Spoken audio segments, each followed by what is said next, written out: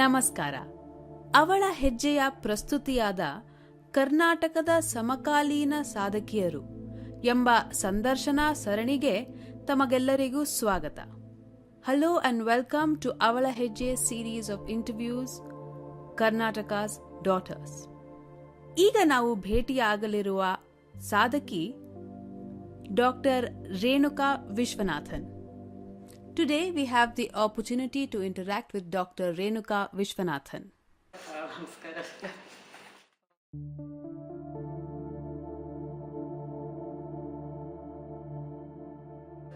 IAS ಸೇರಲೇಬೇಕು ಅಂತ ನಾನು decide ಮಾಡಿದ್ದು ಹೈಸ್ಕೂಲ್ನಲ್ಲಿ. ನನಗೇನೋ ಒಂದು ಐ ವಾಸ್ 12 years 13 years ಅಷ್ಟೇ. ಆಗ ಯಾಕೆ ತೀರ್ಮಾನ ಮಾಡಿದೆ ಅಂದರೆ ಆವಾಗ ನನಗೆ ನಾನೊಂಥರ ಭಯಂಕರ ಡಿಫೈಯೆಂಟ್ ಟೈಪ್ ಆಫ್ ಹುಡುಗಿ ಇತ್ತು. ಎಲ್ಲರೂ ಇಲ್ಲ ದೊಡ್ಡದಾಗಿ ಮದುವೆ ಮಾಡಬೇಕು ಅಂತ ಮಾತಾಡ್ತಿದ್ರು. ಎಷ್ಟು ನೀವು ಓದಿದ್ರು ಏನು ಉಪಯೋಗ, ನೀವು ಎಲ್ಲ ಆಮೇಲೆ ನೀವು ಮದುವೆ ಮಾಡಿ ಮನೆಯಲ್ಲಿ ಕೂತ್ಕೊಳ್ತೀರಿ ಅಂತ. ನನಗೆ ಒಂಥರ ಇಲ್ಲ ಅದು ಯಾಕೆ ಎಲ್ಲರೂ ನನ್ನ ಸುತ್ತಮುತ್ತಲಿರುವ ಎಲ್ಲ ಕಸಿನ್ಸು ಬಾಯ್ಸು ಅವರಿಗೆಲ್ಲ ನೀ ಡಾಕ್ಟರ್ ಆಗಲಿ ನೀ ಇಂಜಿನಿಯರ್ ಆಗಲಿ ಅಂತ ಮಾತು. ನನಗೆ ಆ ಥರ ನಾನೇ ಅವ್ರಿಗಿದ್ರು ಒಳ್ಳೆ ಇದು ಸ್ಕೂಲಲ್ಲಿ ಮತ್ತು ಫಾರಿನ್ ಸರ್ವಿಸಲ್ಲೆಲ್ಲ ಮದುವೆ ಮಾಡಬಾರ್ದು, ಮದುವೆ ಮಾಡಿದ್ರೆ ಹೋಗಬೇಕು ಅಂತ. ಸೊ ಆವಾಗ ನಾನು ಯೋಚನೆ ಮಾಡಿದೆ, ಪರವಾಗಿಲ್ಲ ಇದರಲ್ಲಿ ಸೇರಿ ಹೆಂಗಾಗ್ಲಿ ಬಂದುಬಿಟ್ರೆ ಮದುವೆ ಮಾಡಬೇಕಾಗೋದಿಲ್ಲಲ್ಲ ಅಂತ ಯೋಚನೆ ಮಾಡಿದೆ. ಆಮೇಲೆ ಅವ್ರು ಯಾರು ಹೇಳೋದಿಲ್ಲಲ್ಲ ಮದುವೆ ಮಾಡಬೇಕು ಅಂತ.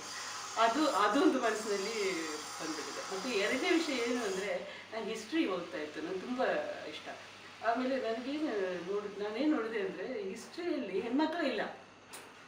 ನಮ್ಮ ಏನು ಪಬ್ಲಿಕ್ ಲೈಫ್ನಲ್ಲಿ ಹೆಣ್ಮಕ್ಳ ಹೆಸರುಗಳೇ ಬರೋದಿಲ್ಲ. ಯಾರಲ್ಲಿ ಇದ್ದರೆ ನೆಪೋಲಿಯನ್ ಅವರು ಹೆಂಡತಿ, ಇಲ್ಲ ಯಾರೋ ಒಬ್ಬರು ಇನ್ನೊಬ್ಬರು ಒಬ್ಬರಿಬ್ಬರು ಒಂದು 2 or 3 ನಮ್ಮ ರಾಣಿ ಕಿತ್ತೂರು ರಾಣಿ ಚೆನ್ನಮ್ಮ ಆ ಥರ ಒಬ್ಬೊಬ್ರು ಇರ್ತಾರೆ, ರಾಣಿ ಝಾನ್ಸಿ ಇವರೇ ಸಾಕು. ನಾನು ಹೇಳಿದೆ ನನಗೂ ಕೂಡ ಈ ಪಬ್ಲಿಕ್ ಲೈಫ್ನಲ್ಲಿ ಒಂದು ಭಾಗ ತಗೊಳ್ಳೋದಕ್ಕೆ, ನನಗೂ ಆ ಕೆಲಸ ಮಾಡೋದಕ್ಕೆ ಒಂದು ಅವಕಾಶ ಬೇಕಲ್ವ, ಹೆಣ್ಮಕ್ಳಿಗೂ ಅದೊಂದು ಬೇಕಲ್ವ ಅಂತ ಮನಸ್ಸಿನಲ್ಲಿ ಅದು ಒಂದು ಕೂತ್ಬಿಟ್ಟಿದೆ. ಮತ್ತು ನಾನು IAS ಅಲ್ಲಿ ಬಂದ ಟೈಮ್ ಒಳಗೆ ಮದುವೆ ಮಾಡ್ಬೋದು, ಅವೆಲ್ಲ ಸರಿಯಾಗಿದೆ.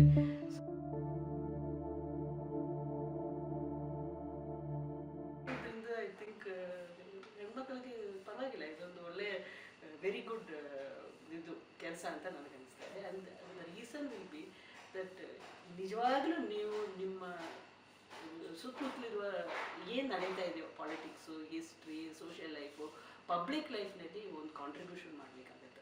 ನಾವು ಅದರದ್ದು ಭಾಗ ಆಗ್ತೀವಿ. ನಾವೇನು ದೊಡ್ಡ ಫೇಮಸ್ ಆಗಬೇಕು ಅಂತ ಅದು ಆ ವಿಷಯ ಅಲ್ಲ, ಬಟ್ ನಾವು ಅದರಲ್ಲಿ ಒಂದು ಕಾಂಟ್ರಿಬ್ಯೂಷನ್ ಮಾಡಲಿಕ್ಕೆ ಡೆಫಿನೆಟ್ ಆಗಿ ನಮಗೊಂದು ಅವಕಾಶ ಸಿಗುತ್ತದೆ. ನಾನು ಇದರ ಬ್ಯಾಂಗ್ಳೂರಲ್ಲಿ ಫಾರ್ ಎಕ್ಸಾಂಪಲ್ ನಾನು DC ಆದಾಗ ಆ್ಯಕ್ಚುಲಿ ಹೆಣ್ಮಕ್ಳಿಗೆ ಕಳಿಸ್ಲಿಲ್ಲ. ಎಲ್ಲಾಗಲೂ DC ಹೋಗಲಿ ಹೆಣ್ಮಗಳೇ ಇಲ್ಲ, DCಗೆ ಪೋಸ್ಟಿಗೆ ಕಳಿಸೋದಿಲ್ಲ. ನಾನು ಅದು ನನ್ನದು ಬ್ಯಾಚ್ ಸ್ಟೇಜಿಗೆ ಬಂದುಬಿಟ್ಟಾಗ ನಾನು ಹೋಗಿ ಇದು ವಿಧಾನಸೌಧದಲ್ಲಿ ಹೋಗಿ ನಾನು ಹೇಳಿದೆ ಸ್ಟ್ರೈಟಾಗಿ, ನೋಡಿ ನನ್ನ ಬ್ಯಾಚ್ ಬರುವಾಗ ಈ ಸ್ಟೇಜಿಗೆ ನನಗೆ ನೀವು ಕಳಿಸಲೇಬೇಕು DC ಆಗಿ ಅಂತ. ಅವರೆಲ್ಲ ಒಂಥರ ಯಾಕಪ್ಪ ಇವಳು ಈ ಥರ ಮಾತಾಡ್ತಾ ಇದ್ದಾರೆ. ಮತ್ತು actually even some bad things they say about about my marriage ಎಲ್ಲ ಮಾತಾಡ್ತಾರೆ. ನಾವು you must be use to hearing English. ಅವೆಲ್ಲ ಬರುತ್ತದೆ, ಒಂಥರ ಸ್ಕಿನ್ ತಿಕ್ಕಾಗಿಬಿಡ್ತದೆ ಕೇಳಿ. ಅದು ಹಾಗಿರ್ಬೋದು, ಅವ್ರು they may not be very serious, ಅದಕ್ಕೆ ಅವಳು ಹೊರಗಡೆ ಹೋಗ್ಲಿಕ್ಕೆ ಕೇಳ್ತಾ ಇದ್ದಾರೆ. ನನಗೆ ಇಷ್ಟೇ ಇತ್ತು, ನನ್ನ ಜೊತೆಗಿರುವವರು ಗಂಡಸರು same ಬ್ಯಾಚ್ದವರು. I am senior to some of them. I have done better than them in the exam. I am higher than them.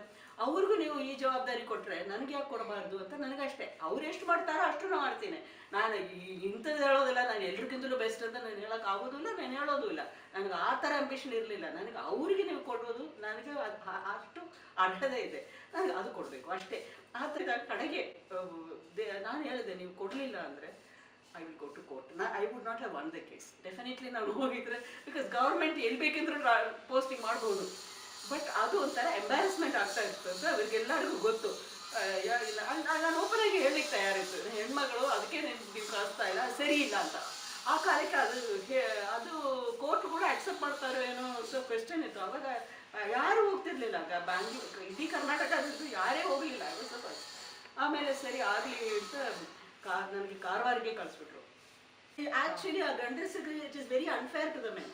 ನಾನು ಯಾವಾಗಲೂ ಅದನ್ನೇ ಯೂಸ್ ಟು ಥಿಂಕ್, ನೋಡಿ ಈಗ ಕೆಲಸ ನಾವೆಲ್ಲ ಹೆಂಗಸರು ಹೋಗಿ ಇಲ್ಲ ನಮಗೆ ಇಲ್ಲೇ ಇಟ್ಕೊಳ್ಳಿ ಅಂತ ನಾವು ಕೇಳುವಾಗ ವಾಟ್ ಅಬೌಟ್ ನಮ್ಮ ಫ್ರೆಂಡ್ಸ್ ದೇರ್ ವೈಫ್ಸು, ಅವ್ರಿಗೂ ಅದೇ ಪ್ರಾಬ್ಲಮ್ಸ್ ಇರ್ತಾವಲ್ಲ. ಅವರು ಇಲ್ಲಿ ಇರಬೇಕಾಗುತ್ತೆ, ಅವ್ರ ಮಕ್ಕಳು ಶಾಲೆಗೆ ಹೋಗ್ತಾರೋ ಏನೋ, ಏನಾಗಲಿ ಡಿಫಿಕಲ್ಟೀಸ್ ಇರ್ತಾವೆ, ಅವರು ಬ್ಯಾಂಗ್ಳೂರಲ್ಲಿ ಇರಬೇಕಾಗುತ್ತೆ, ಹಸ್ಬೆಂಡ್ಸ್ ಎಲ್ಲ ಹೋಗ್ಬೇಕಾಗುತ್ತೆ ಬೇರೆ ಎಲ್ಲಿ ಪೋಸ್ಟಿಂಗ್ ಮಾಡೋದು.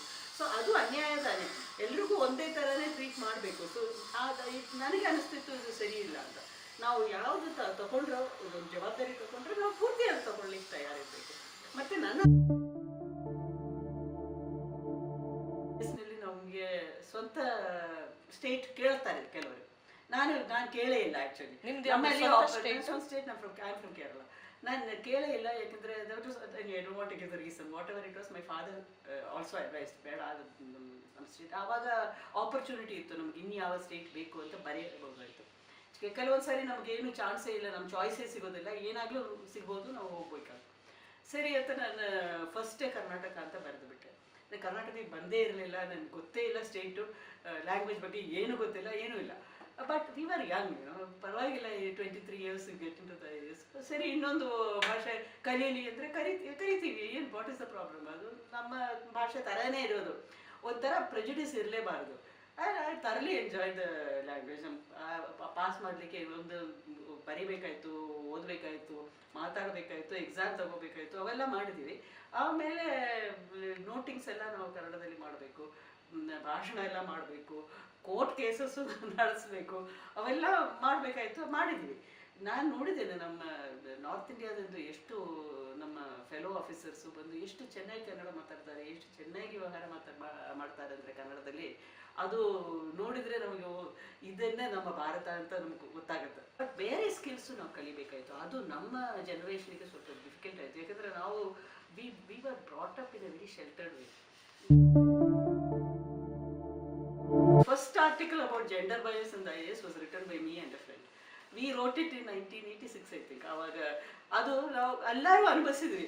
ಬಟ್ ಅದು ಹೇಗೆ ಬರೆಯೋದು ಅಂತ ಪ್ರಾಬ್ಲಮ್. ಬಿಕಾಸ್ IAS-ನಲ್ಲಿ ನಾವು ಪ್ರೆಸ್ಸಿಗೆ ಹೋಗಬಾರ್ದು, ಇದು ಆರ್ಟಿಕಲ್ ಬರಿಬಾರ್ದು ಅಂತಿತ್ತು. ಸೊ ನಾವೇನು ಅದು ಕಾನೂನು ಓದಿದ್ದೀವಿ. ಕಾನೂನಲ್ಲಿ ಏನು ಬರೆದಿದ್ರು, you can write academic articles. So ನಾವೇನು ಯೋಚನೆ ಮಾಡಿದ್ವಿ, ನಾವು ಅಕಾಡೆಮಿಕ್ ಆಗಿ ಬರೀತೀವಿ. ನಾವು ಹೇಳೋದು ನಾವೇನು ಸುಳ್ಳಲ್ವಲ್ಲ, ನಿಜವಾಗ್ಲೂ ಬೇಸ್ಡ್ ಆನ್ ಫ್ಯಾಕ್ಟ್ಸ್. ಸೊ ಹೋಗಿ ನಾನು ಡಿಪಾರ್ಟ್ಮೆಂಟ್ ಸೆಕ್ರೆಟೇರಿಯೇಟ್ನಿಂದ, ಡಿಪಾರ್ಟ್ಮೆಂಟ್ ಆಫ್ ಪರ್ಸನಲ್ನಿಂದ ಎಲ್ಲ ಸಿವಿಲ್ ಲಿಸ್ಟು ತೊಗೊಂಡಿದ್ದೇನೆ. ನನ್ನ ಮಗಳು ಅವಾಗ ಹೈಸ್ಕೂಲ್ನಲ್ಲಿ ಇದ್ದರು, ನನಗೆ ಹೆಲ್ಪ್ ಮಾಡಿದ್ದಾಳೆ, ಇವಾಗಲೂ ಇದೆ ನನಗೆ ಆ ಕಾರ್ಡ್ಸು. ಒಬ್ಬಳು ಹೆಣ್ಮಗಳು ಅವ್ರಿಗೆ ಯಾವ ಪೋಸ್ಟಿಂಗು ಎಲ್ಲಿ ಇತ್ತು ಅಂತ ನಾವು ಪೂರ್ತಿ ಆ ಕೆರಿಯರ್ ಚಾರ್ಟ್ ಮಾಡಿದ್ವಿ. ಆಮೇಲೆ ಅದರ ಪ್ರಕಾರ ನಾವು ಒಂದು ವಾಟ್ ಈಸ್ ದ ಟ್ರೆಂಡ್ ಅಂತ ಬರೆದಿದ್ದೀವಿ. ಅದರಲ್ಲಿ ನೋಡಿದರೆ ಕೆಲವು ಪೋಸ್ಟಿಂಗ್ಸು ಸಾಫ್ಟ್ ಪೋಸ್ಟಿಂಗ್ಸು, ವಿಮೆನ್ಸ್ ಪೋಸ್ಟಿಂಗ್ಸ್ ಅಂತ ಒಂದು ಅನುಮಾನ. ಅದು ವಿಮೆನ್ಸ್ ಪೋಸ್ಟಿಂಗ್ಸ್ ಅಂದರೆ ಫಸ್ಟು ಡೈರೆಕ್ಟ್ ವಿಮೆನ್ಸ್ ವೆಲ್ಫೇರ್, ಎಲ್ಲ ಪೋಸ್ಟಿಂಗ್ಸು ವಿಮೆನ್ಸ್ ವೆಲ್ಫೇರ್. ಮಿನಿಸ್ಟರ್ಗಳು ಹಾಗೆ ಕೆಳಗಿನಿಂದ ಮೇಲೆ ಎಲ್ಲರೂ ಅದೇ, ಅದೊಂದು ಅವರೇ ಮಾಡಬೇಕು, ದಟ್ ಈಸ್ ಡೆಫಿನೆಟ್. ಅದು ಬಿಟ್ಟ ಮೇಲೆ ನೆಕ್ಸ್ಟ್ ಬರೋದು ಎಜುಕೇಷನ್, ಹೆಲ್ತು, ಮತ್ತು ಕೆಲವು ಆ ಥರ ಸೋಷಿಯಲ್ ವೆಲ್ಫೇರ್, ಈ ಥರ ಸಾಫ್ಟ್ ಪೋಸ್ಟಿಂಗ್ಸು. ಅದು other opposite side of other side of the coin ಏನು ಅಂದರೆ ಎನಿ ಇಕನಾಮಿಕ್ ಪೋಸ್ಟಿಂಗ್ ಹೆಣ್ಮಕ್ಳು ಕೊಡೋದು. That is industry, finance, commerce, ಇವೆಲ್ಲ ಇಲ್ಲವೇ ಇಲ್ಲ. ಫೈನಾನ್ಸಲ್ಲೆಲ್ಲ ಹೆಣ್ಮಕ್ಳೇ ಇರಬಾರ್ದು ಅಂತಾನೆ. Even if the girl has got a fantastic economics degree, ಎಷ್ಟು ನಾವು ಓದಿದ್ರು ನಮಗೆ ಅದರ ಮೇಲೆ ಅಂಬಿಷನ್ ಇಟ್ಕೊಳ್ಳೋಕ್ಕಾಗೋದಿಲ್ಲ. ಸೊ ಕೆಲವೊಂದು ಸಾರಿ ನಾವು ಕೂತ್ಕೊಳ್ಳುವಾಗ ನಾನು ಯೋಚನೆ ಮಾಡಿದ್ದೇನೆ, ಇನ್ನು 3 ವರ್ಷ ಆದಮೇಲೆ ನನ್ನ ಕೆರಿಯರ್ ಏನು? I will become secretary women's welfare, I will become director women and child welfare. Not that they are not important, they are very very important post. But also you look don't look only at my gender and post mean. ಅದಕ್ಕೆ ನಾನು after all competitive exam ತಾನೆ, ನೀವು gender ನೋಡ್ಕೊಂಡು ನಾನು select ಮಾಡಲಿಲ್ಲಲ್ಲ. So I want to be just considered on the basis of my what is my record, what is my interest, what am I good at. ಒಂದೊಂದು ಸಾರಿ ನಮಗೂ ಒಂದು public sector undertaking incharge ಹಾಕ್ಲಿಕ್ಕೆ ಅವಕಾಶ ಸಿಗುತ್ತದಾ ಇಲ್ವಾ ಅಂತ ಆಸೆ ಇತ್ತು, ತುಂಬ ಆಸೆ ಇತ್ತು ಮನಸ್ಸಲ್ಲಿ. ಅದು ಹೇಗೆ ಹೇಳೋದು? I don't care whether I am the best are the worst woman, am I the best officer?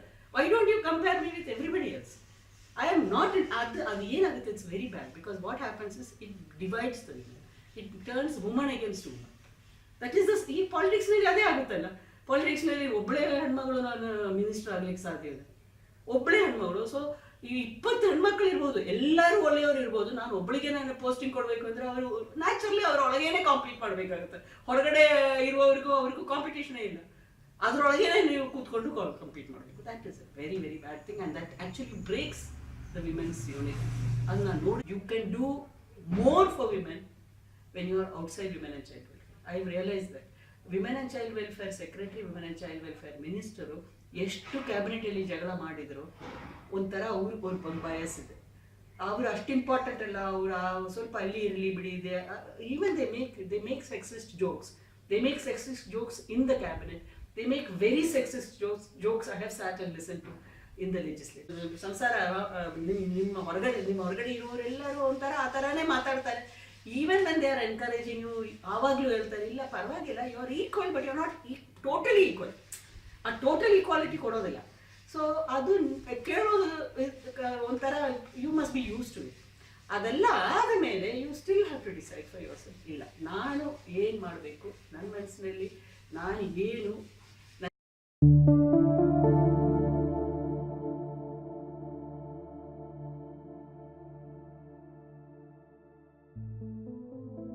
ನನಗೆ ಕಾರ್ ಸ್ಟಿಯರಿಂಗ್ ಹಿಡ್ಕೊಂಡ್ರೆ ಐ ಫೀಲ್ ಎಂಪವರ್ಡ್.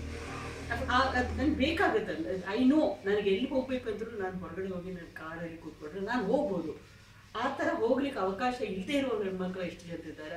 ಎಷ್ಟು ಎಜುಕೇಷನ್ ಇದ್ರೂ ನಮಗೆ ಆ ಒಂದು ಬಿಟ್ಟು ಹೋಗ್ಲಿಕ್ಕೆ ಉಳ್ಳ ಶಕ್ತಿ ಇರುವ ಪವರ್ ಇಲ್ಲ ಅಂದರೆ you are a slave. You cannot, your empowerment is affected.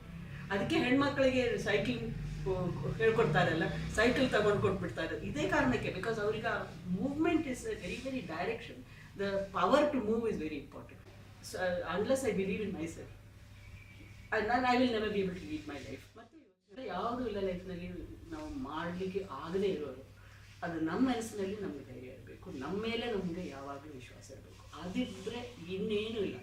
You must learn to walk alone and stand alone. ಅದು